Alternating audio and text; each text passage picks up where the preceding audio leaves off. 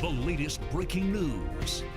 Breaking news happening right now live at 8 o'clock. Seminole County and Sanford firefighters both at the scene right now of an apartment fire. Several people have been evacuated as flames have been seen shooting through the roof. New details from our team right there at the scene.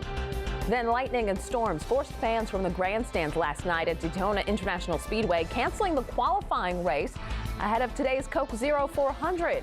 But we are live back out at the Speedway this morning, where fans hope the clear skies we have now will be the case when the flag drops tonight. Slowing down on me, are you? Yes. Oh, Sandra now. Sandra. Wait till you see this. Sandra breaks her so-called granny speed, and even Jamie gets behind the wheel. As our team coverage continues, your morning report starts right now. From News 13, the morning's first news and weather together. This is your weekend morning news weather now. Good Sunday morning to you. So glad you're with us right here on News 13 this morning. I'm Christine Webb. Sandra Osborne inside the track at the Daytona International Speedway. Jerry Hume live out there as well at the fan zone. And meteorologist Jamie Martin, while not at the track, still tracking a lot of weather action for us. Sandra and Jerry, hold tight. We are going to check in with you guys in just a few moments. But first, Jamie, we're going to start with you. How are things looking weather-wise for today's race? Well, unfortunately, it looks very similar to yesterday. It looks like we're going to start you off with some sunshine. Those light south winds out there kind of creating hazy conditions, too. And as we heat things up, we're going to get that east and west coast sea breeze, and that means another good round of showers and storms expected, a good 60 to 70% chance. It's quiet for right now. Take a look at the ruined Ziffer Cam there at the Ocean Deck Restaurant. Very pretty start to your day at Daytona Beach. Lots of clouds and showers well offshore. Temperatures themselves looking pretty good, hanging out primarily in the mid to upper 70s. So we're going to warm very quickly out there. Weather headlines, yeah, it's going to be a scorcher. Mid 90s expected. More afternoon storms. Some of those could be on the strong side with some very gusty, possibly damaging winds by late this afternoon, early this evening. Of course, we'll have more details on that and talk more about what you can expect for the work week coming up with your weather on the ones. The latest breaking news. Time right now is 8:02, and we continue to follow breaking news for you in Sanford this morning. An apartment fire has forced an evacuation at the Sanford Landings Apartments. Fire and rescue crews still right there at the scene this morning. News 13's David Bowden was on scene moments after firefighters arrived. David, I know that you talked with investigators. What did they have to say? Well, they tell us at this point the fire is out. They are monitoring for hot spots, and with daylight, we're getting our first look at how much damage was done. Take a look at this. Now, we're told that the fire started around 4:30 this morning. Crews are still here working on hot spots. They're keeping an eye on the roof and the attic area in this building. 9 people, we are told, have been displaced, and firefighters say the building is a total loss.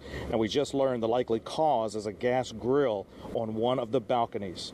Now, we got some pictures in early this morning from one of our viewers who was out here and saw just an incredible amount of flames out in front of this building. We are told that some residents had to jump from their second-story apartments to get out of the fire. Now, when we arrived, you could still see flames shooting from the roof of the 8-unit building. Fire officials evacuated the building and tell us that there were no injuries in all of this. That's the good news. But the fire moved quickly in the attic area, from the balcony to the attic and then all the way to the roof, spreading from one side of the building to the other. And at this point, they believe the fire could have been avoided. The point of origin, they say, was a gas grill. Apartment styles like this, combustible materials are not allowed on the balcony. Charcoal grills, gas grills, electric grills are not allowed on combustible balconies because things like this could happen. Now, we are told initial damage numbers could run as high as $1 million. Investigators will spend the day here on scene going through these apartments just to see exactly how bad the damage is inside and whether or not this building will have to be destroyed. Now, we just spoke with some of the residents. We are going to have that sound for you coming up in our next half hour, but we also heard from the apartment management here as well, and they say that they already have new apartments for these displaced residents. For now, we are live in Seminole County. I'm David Bowden, News 13.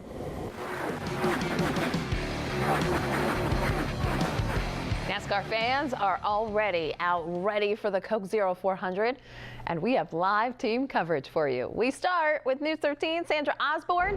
She is live out at the Daytona International Speedway. Sandra, fans must be so excited for today's race. Oh yeah, absolutely, and they're getting a wake-up call right now because the Richard Petty Driving Experience has some amateur drivers. They pay to actually get on the track in a race car and go around, so you might hear some of those engines behind me right now. This is definitely one of the busiest weekends down at the Daytona International Speedway. Of course, lots of people here. They've been camping out overnight. News 13's Jerry Hume joining us right now for our continuing team coverage this morning as we get ready for the big Coke Zero 400. And Jerry, you've talked to some of these fans, you've checked out some of their setups, and these people definitely know how to party. Yes, Sandra, party is certainly the key word out here, whether staying or sitting in the stands or staying in the infield. And take a look at all the RVs out here this morning. Thousands of people are camping out this weekend inside the Speedway.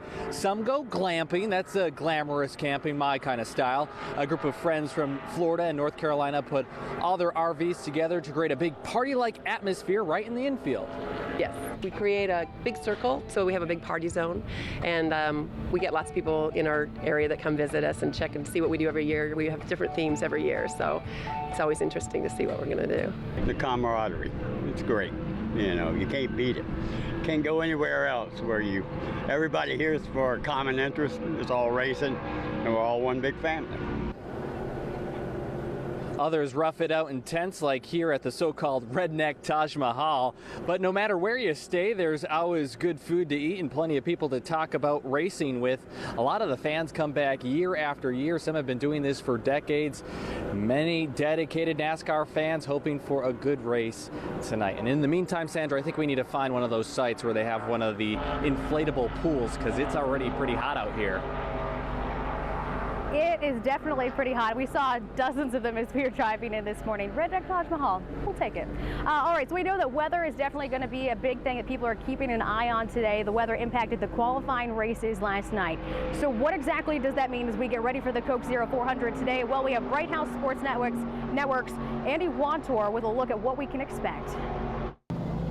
Back in Daytona, the Coke Zero 400 may not be quite as prestigious as the Daytona 500, but the venue is still just as spectacular. Woohoo! Of course, when you're talking July in Florida, the weather came to play. Sprint Cup qualifying canceled because of lightning, the fastest laps from Friday's practice rounds becoming official. The move definitely benefiting Dale Earnhardt Jr. thanks to his crew chief, Greg Ives. Asked Greg before we went out to practice what we were trying to accomplish in that first practice, and that was the first thing he mentioned was to go out that first run and try to put a lap down because the weather wasn't looking real good for today. So that was his decision, and it ended up working out for us. Junior hoping to turn a pole start into a big finish. If we have a shot to win this race, we're going to need to be up on the front row toward those last couple restarts, and obviously, I think that leading the race at the end is the best place to be.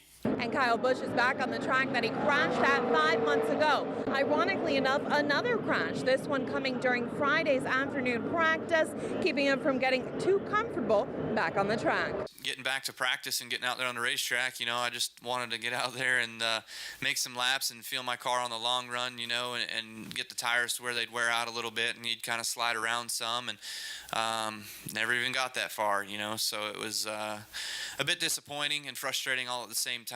Despite the crash, not too bad of a starting position for Busch. Kyle will start 13th in line. Go NASCAR! As long as the weather holds up. Reporting from Daytona, Andy Wantor, Bright House Sports Network. All right, thanks, Andy. Now, it's one thing to watch the race from one of the thousands and thousands of seats around the track today, but it's another thing to actually get behind the wheel and drive on the track, and that's exactly what I did this week with meteorologist Jamie Martin. We had some training through the Richard Petty Driving Experience. It was absolutely crazy, and then they let us loose on the track. Take a look at this. All right, I'm out at the Daytona International Speedway with the Richard Petty Driving Experience, getting a little taste of what it's like to be in the driver's seat of one of these bad boys. Now, before they let me behind the driver's wheel, of course, I had to learn a few safety tips. All right, give it a little more gas, Sandra. Let's open this thing up. After learning the ins and outs of racing, they put me in a helmet and a harness, and we're off. Any racing experience? No. All right, no worries. We'll get you through this whole thing. No speedometer, a removable steering wheel, no air conditioning, and oh yeah, you have to climb in through the window. This is definitely no trip down I-4. You're not slowing down on me, are you? Yes. Oh, Sandra now. Sandra. I need my Okay, so I'm no speedster, but banking around the 31-degree turns in car number 43 was a rush. I thought you said you were afraid of going fast. I am, I'm not afraid. I also brought a little moral support. Amy, the weatherman, Martin. Meteorologist Jamie Martin, a big racing fan, also got behind the wheel. Up on the banking, nice and smooth. He ended up beating my speed 135 miles per hour to my 130, but we won't hold that against him. The favorite part was when you kind of got in the groove finally and you kind of relaxed a little bit, and that's probably about 4 laps in, I would say, for me. How about you? Yeah, well, I never quite got in the groove. Not only did we learn about how spotters in the stands help guide drivers via headsets, since you can't really see much with the helmet and harness system, but we also learned just how much goes into making pit stops. Oh, a regular pit stop between 12 and 13 seconds. 12 and 13 seconds? Yes. What can they do in that amount of time? Change 4 tires, fuel up the car, make adjustments to the car if they have to. All right, how'd that feel? That's fun. You did a great job. Thank you. You still scared of going fast now? Yes.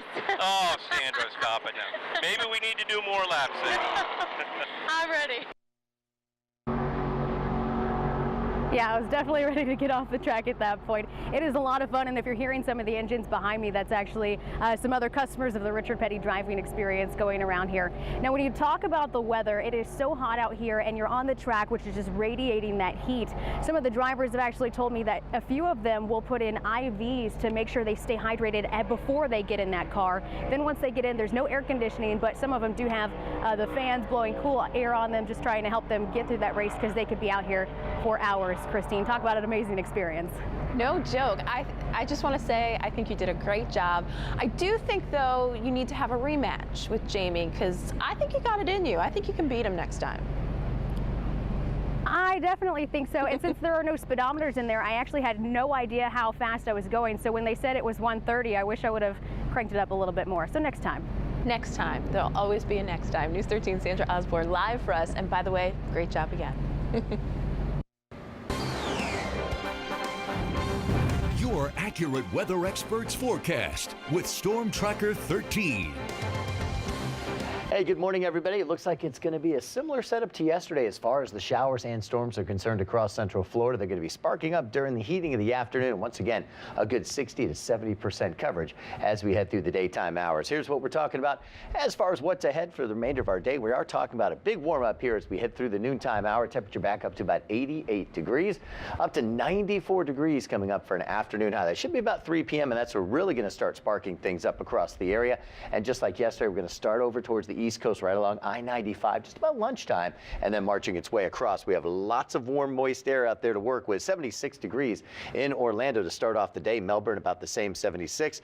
73 degrees Daytona Beach, even Ocala right there at about 70 degrees. So yeah, we've got lots of heat and humidity to work with as you head out and about. So again, our forecast high for today, right about 94 degrees in Orlando, 94 in Leesburg also, and up towards Ocala, 95 in Kissimmee. Very hot conditions once again. It's going to be hazy and hot. Temperatures even reaching 90 around Titusville, 91 Daytona Beach. Not looking for many showers to start off the afternoon, but by the mid and latter half of the afternoon, after we get those sea breeze collisions, could see some of those storms pushing back towards the East Coast, including Daytona Beach, just in time for the big race. So we will be dodging a good chance of scattered showers and storms throughout the day. Overnight tonight, turning partly cloudy. Overnight lows mainly in the low to a couple mid-70s back across the area, including 76 in Orlando, 74 degrees in Titusville coming up overnight. And then for tomorrow, once again, not seeing a big shift out there. We have that light southerly breeze, and that's going to allow those sea breezes to come together once again.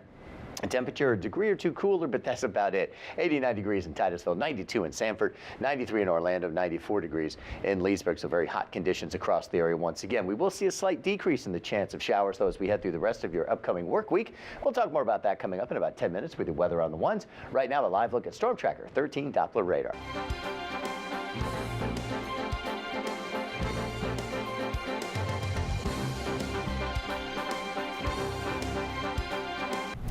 More than a dozen people were hurt after a beach house deck suddenly collapsed. In just 4 minutes, we'll tell you where this all happened. And check this out. A driver raced their car onto a Florida man's deck. Details on what caused that crash coming up right after the break. Stay right there. You're watching News 13 exclusively on Bright House Networks.